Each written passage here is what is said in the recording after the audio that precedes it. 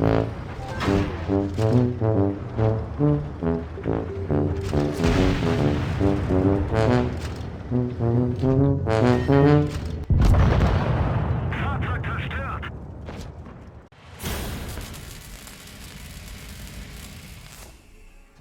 welcome back, ladies and gentlemen, tankers of Blitz Universe to the channel. My name is Martin Dogger, and today we'll be taking a look at the M60 reward tank, which is currently available. In all things Blitz, you can't, well, you can buy it for gold, I think, in a way, but you can get this tank by using the Snowglobes, by trying your luck in the holiday shop for Christmas. And if you have a Snowglobe, then you might be able to get this tank. It has a slight drop rate, I think it's about 2%, so it's nothing is guaranteed. And it has been available in the game before, first as a strictly reward tank, just given out to random players to test if it was possible to do these rewards for your loyalty. And that was back in 2015 at the end of the year, I think, maybe 16. Anyways, it's basically a premium version of the M48 pattern, the regular one, the old one. I mean, the pattern has been changed a little bit, that has been buffed. It has a slightly smaller cupola, and by the looks of it, I always figured, or maybe that was just my memory, that the M60 had a bigger cupola as well. While Death by Destruction is trying to shoot down the chimney here, as you can see. M60 has a camouflage by default. You can't change that. It has a searchlight on the front of the tank as well, and it's typically American. It has a good gun. It is a bit sluggish to perform, really. It doesn't go around that quick, slow on acceleration, but it has good hull gun depression. It has a strong turret, which the T125 has, which the pattern have, the T124 not so much, but basically it's a pattern, but then a premium one, and it's called the M60. Is it then worth getting? Is it worth getting excited about this tank if you get this one from a Snowglobe? Well, it's a free, quote-unquote, free tank, and if you get a free tank, then it's always good to be excited. I mean, even if they are not that brilliant, you can often sell them for gold. And the M60, it's a tank that does a lot of things fairly well. Like I said, it's typically American, so you have a good view range, 270 meters of all the tier 10 mediums. That's quite well. You're actually on top of everybody. I think it's even more than a stock Leopard. Not that view range is really instrumental in winning the games of World of Blitz, but if you are in a 1 versus 1 situation, or if you're trying to spot for your team and you know what you're doing and you know the lines of sight on the maps, then having that really good view range can come in very handy.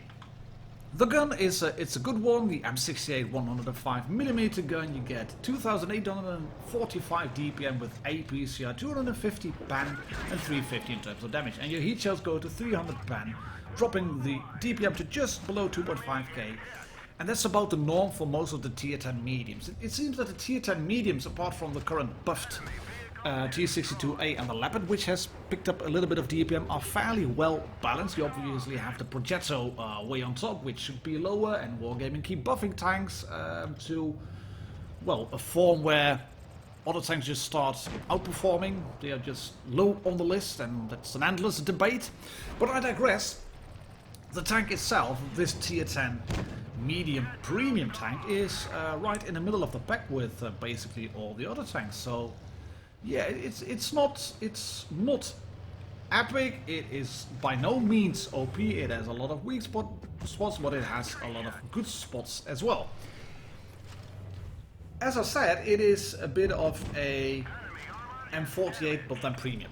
But it has a different type of hull. It does not have that epileptical hull shape. Good, great bounce there on the front plate from that grill. You can see, or you can't really see it, but it has a proper lower plate. The pattern has that one as well, but that's rounded. That's a cast shape in real life, and there's not a great bounce from the object to... No, A50, no! Get them. What are you doing? How did he survive? How did he not get shot by the grill? Don't put, no, don't do it, E50, don't do it. Let Death by Destruction roll in. He has got the hit points left. You should be at the back, buddy. You should be at the back. Just, you're way too close. Such is the life in tier 10 where players don't get educated. And you can see that Death by Destruction is trying to clear out this grill. Can he? Yes, he can. And he's racking up the damage, nearly 5k, getting shot at the ass here by the Kampfpanzer Zipzig, and then he's gonna kill the Kampfpanzer nearly. No, he's gonna get shot by the E100. And a bit of a thingy in chat. Yeah. No. Yeah. No. You got killed, buddy. I feel sorry for you, man. You got a great game over there. And this could have ended a bit differently, maybe. But it shows what the tank can do, and it shows the weaknesses of the tank as well.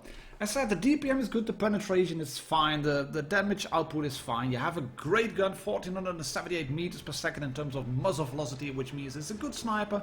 The aim time is a bit on the low side, but it's a stable gun platform. And if you've been driving something like the Patton, something like the M46 Patton, then you know what to expect from this tank.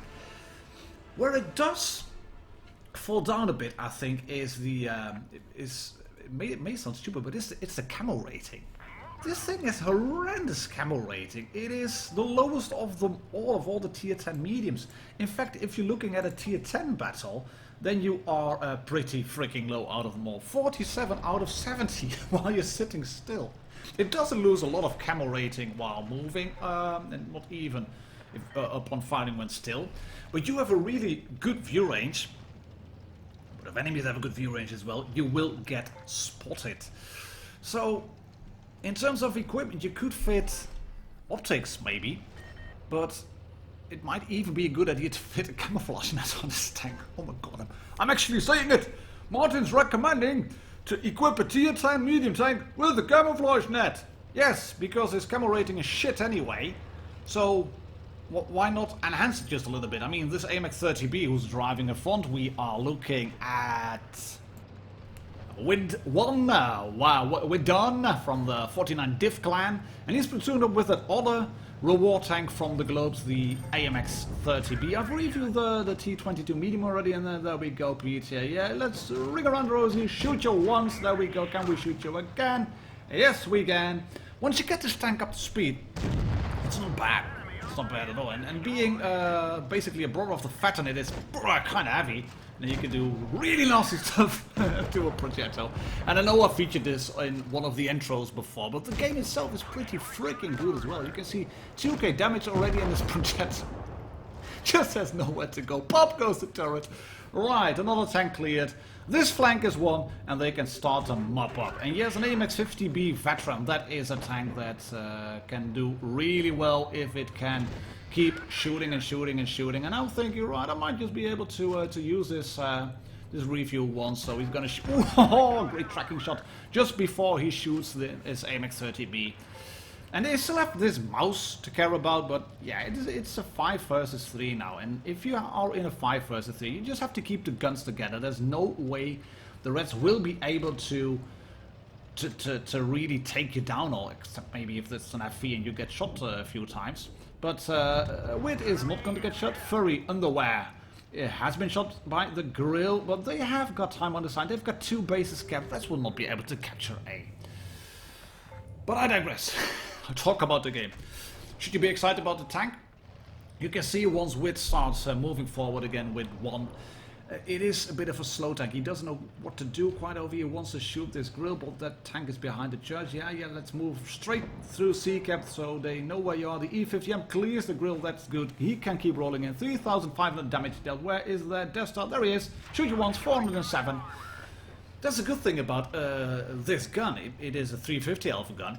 And if you keep shooting, then it performs just a bit better than, say, the T-22 gun. And once you get the tank up to speed, it is quick enough.